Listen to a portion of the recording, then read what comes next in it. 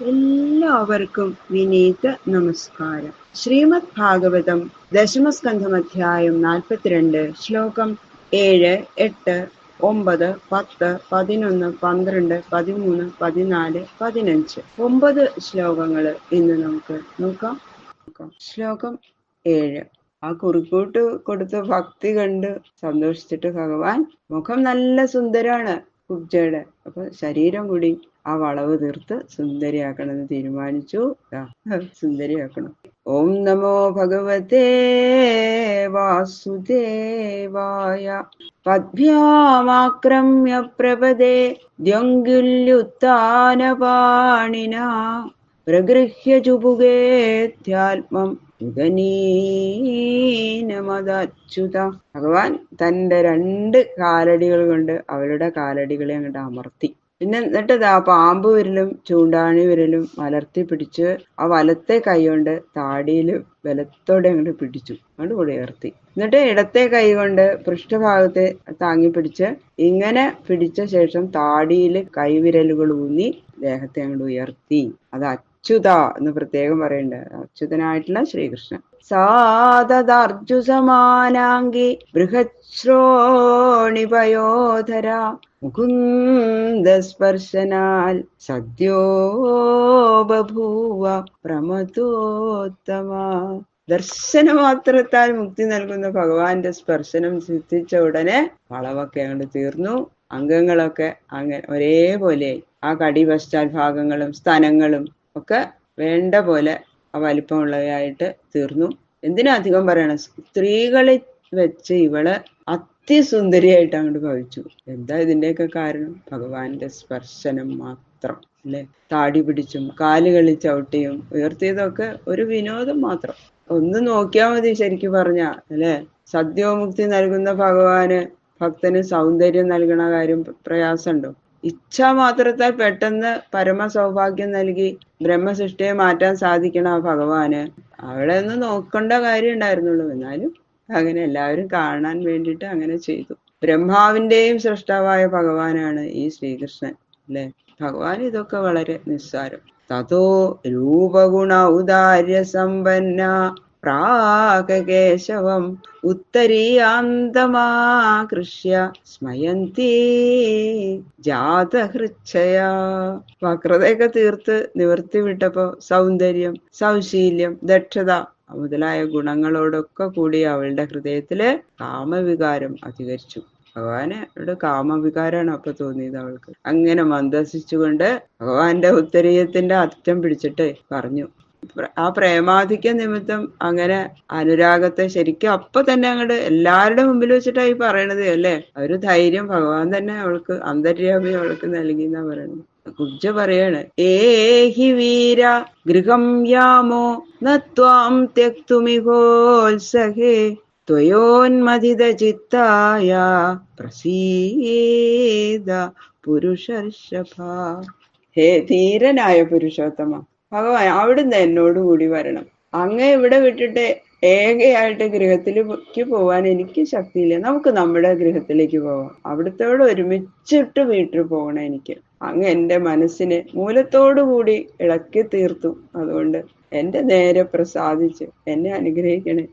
ഏവം സ്ത്രീയായാച്യമാന കൃഷ്ണോ രാമസ്യ പശ്യത മുഖം വീക്ഷ്യാനുഗോപാനാം പ്രഹസൻ താമുവാച.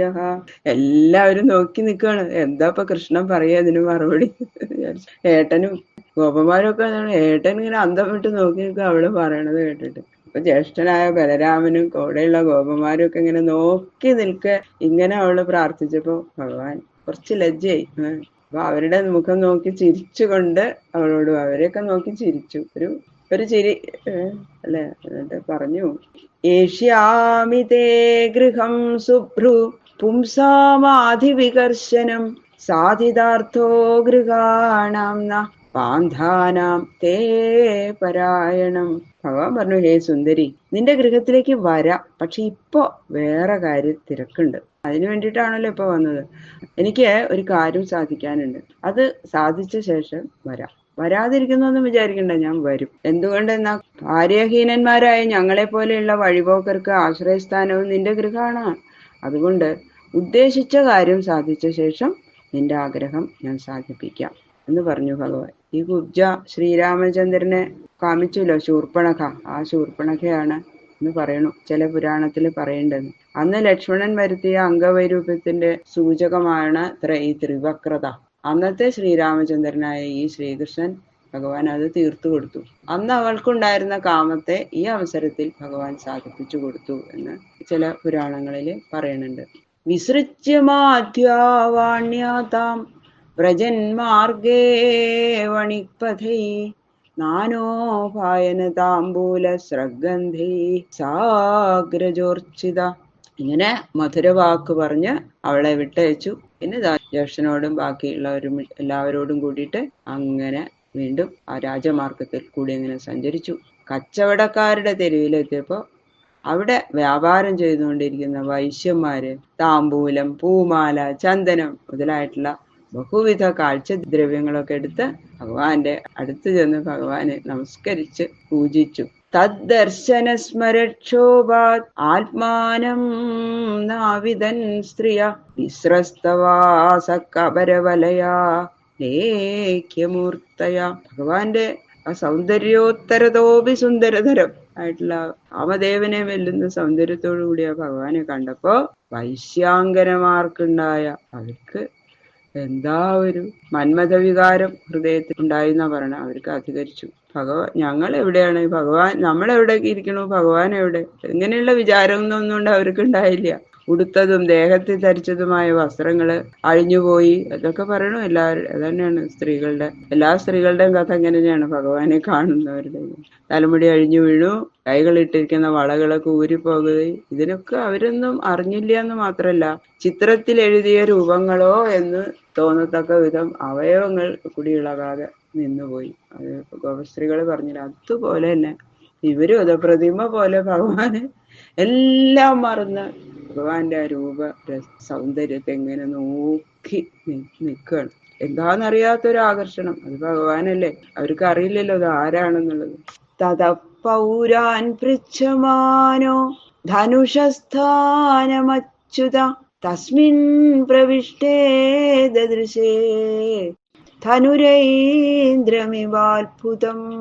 നോക്കുന്ന സ്ത്രീകളുടെ മനസ്സിനെ ഇളക്കി തീർക്കാൻ തക്ക സൗന്ദര്യ മഹിമയോടുകൂടിയ ഭഗവാൻ ശ്രീകൃഷ്ണൻ ആ തെരുവിൽ കൂടി ഇങ്ങനെ സഞ്ചരിക്കുമ്പോ വഴിയില് തങ്ങളെ നോക്കി നിൽക്കുന്ന ആ മധുരാവാസികളോട് ധനുർയാഗം നടത്തുന്ന ശാല എവിടെയാ എന്ന് ചോദിച്ച് മനസ്സിലാക്കുകയാണ്. പിന്നെ ആ യാഗശാലയിലേക്ക് പിന്നെ അത് അവിടേക്ക് അങ്ങോട്ട് പ്രവേശിക്കുകയാണ്. അവിടെ ഇന്ദ്രന്റെ ധനുസ്സെന്ന പോലെ മഹത്തായും പൂജിക്കത്തക്കതായും ഇരിക്കുന്ന വില്ല് ഇരിക്കുന്നത് കണ്ടു. ആ സ്ഥാനം ഈ ജ്ഞാനസ്വരൂപൻ അറിയാതെയാണോ ചോദിച്ചത്? ഭഗവാൻ അതൊക്കെ അറിയാഞ്ഞിട്ടൊന്നുമല്ല, എന്നാലും അത് തന്നെയല്ലേ. അങ്ങനെയാണല്ലോ, ചോദിക്കാതെ നമ്മൾ എവിടെയാന്നൊന്നും അറിയില്ലല്ലോ എന്നുള്ള മട്ടില് ഈ പട്ടണവാസികൾക്ക് ഭഗവാന്റെ ഭാവി ലീല കാണണം അല്ലെ. അത് കാണാനായിട്ടുള്ള ഒരു ക്ഷണവും കൂടിയാണ് അത്. ഭഗവാൻ അങ്ങോട്ട് കയറി ചെന്നാൽ വില്ലൊടിച്ചാ പിന്നെ ആരും അറിയില്ല. അപ്പൊ ഇവരോട് ചോദിച്ചപ്പോ അവരെല്ലാവരും ഭഗവാന്റെ പിന്നാലെ പോയി. ഭഗവാൻ ഇതൊക്കെ ഒരു വിനോദം. അപ്പൊ മാത്രല്ല അടുത്ത് സംഭവിക്കാൻ പോകുന്ന മഹാകാര്യത്തെ, ആ കംസവധമൊക്കെ ഉണ്ടല്ലോ, ഗൗരവമുള്ളതായിട്ട് അതൊന്നും കരുതിയിട്ടില്ല ഭഗവാൻ. അതൊരു എല്ലാം ഒരു ലീല. പക്ഷെ ഇതെല്ലാം അവിടെ ചെയ്യണത് മുഴുവൻ എല്ലാവരും കാണണം. അതിനു വേണ്ടിയിട്ടാണ്. എവിടെയാ ഇവിടെ ഒരു വില്ല് ധനുർയാഗം നടക്കുന്നുണ്ടെന്ന് പറഞ്ഞല്ലോ, എവിടെയാ യാഗശാല എന്ന് ചോദിച്ചു വെറുതെ. അവരിതാ കാണിച്ചു കൊടുത്തു. ബാക്കിയുള്ള ശ്ലോകങ്ങള് നാളെ നോക്കാം. സർവത്ര ഗോവിന്ദനാമ സങ്കീർത്തനം ഗോവിന്ദ ഗോവിന്ദ.